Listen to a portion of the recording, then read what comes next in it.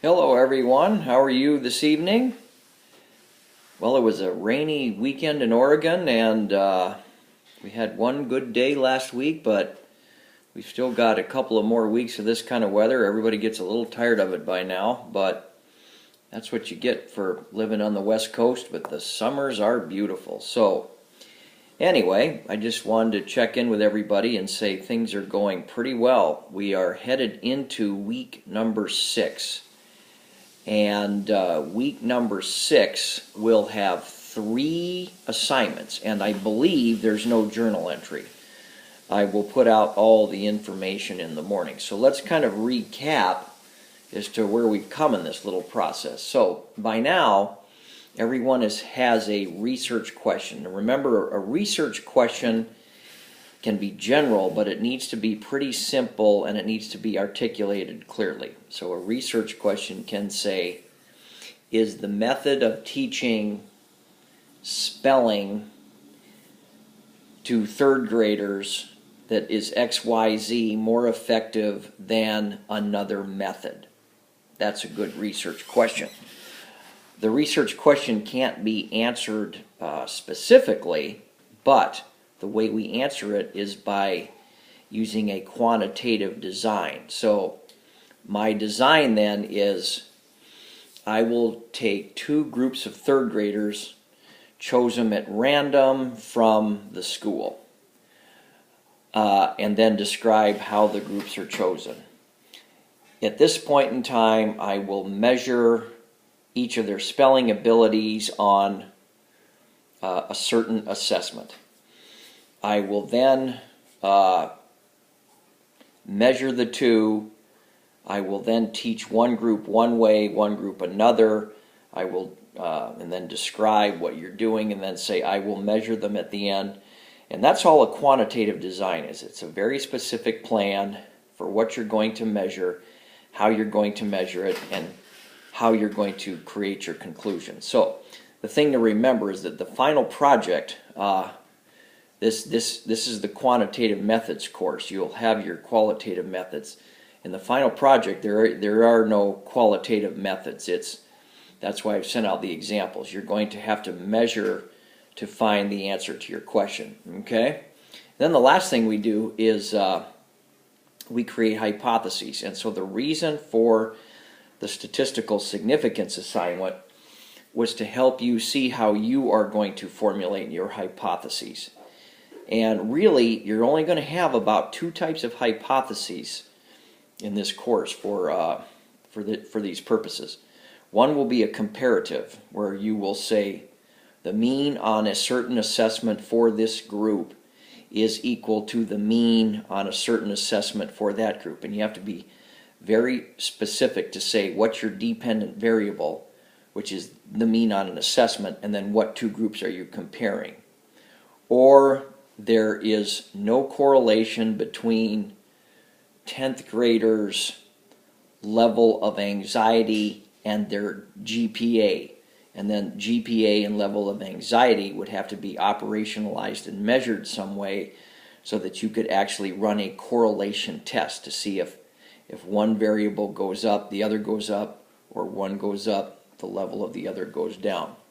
So we're doing pretty good. It's challenging to learn to write hypotheses well. All right, so week 6 and 7 are both devoted to only statistics assignments. And then week 8 is when the project has to be due. Now week 8 gets to be pretty challenging. So at least by the end of this week, you should start to have a final project thought out in a Google Doc and ready to start building off the template. So you can use those 2 example projects I've sent as a template. Okay, so this week, the first assignment is going to be what's called the independent samples t-test. Okay, and that's what you did in the statistical significant assignment.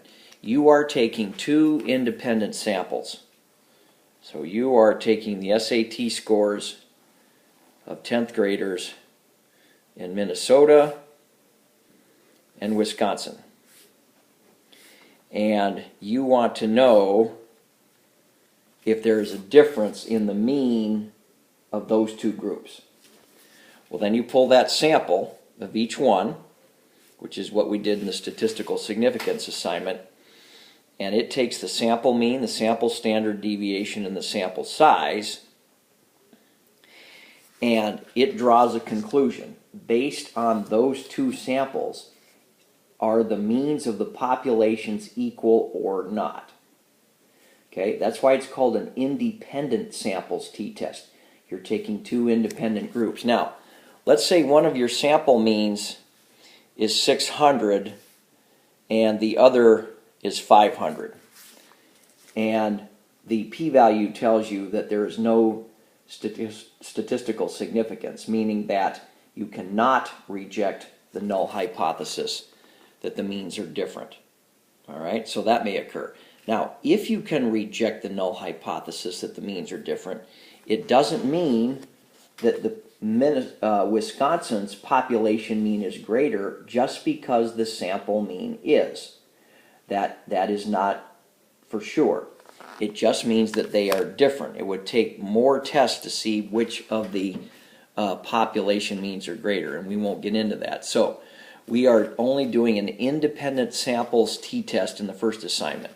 Now, the second assignment is what's called a dependent samples t-test. And here's what that means. This gets confusing for people that are just starting in research. So let's say we have John, Sally, Joe, and Mike. We have one group, and they're in a business, and they go to some type of training. So they take an assessment, and they each get a score. Now, after 2 days of training, we measure the same 4 people again. So that's why this is called a dependent samples test. The groups it's the same group measured twice, and it's a different mathematical process and a different calculation. That will be the second assignment of the week, and I will also send out examples on how that works so you're clear on that. Our last assignment of the week is what's called an independent samples ANOVA. And I'm going to explain that in the announcements. And ANOVA looks to see if there's a difference between 3 or more populations, whereas a two-sample t-test only looks to see if there's a difference between 2. Okay, so that's what our week looks like. We're drawing to a close. Feel free to contact me, and I'm usually available every night except for Thursday, and then Saturday morning I like to take my ride. So I appreciate all the hard work everyone's done, and just have a great evening and have a good week. Thank you. Bye.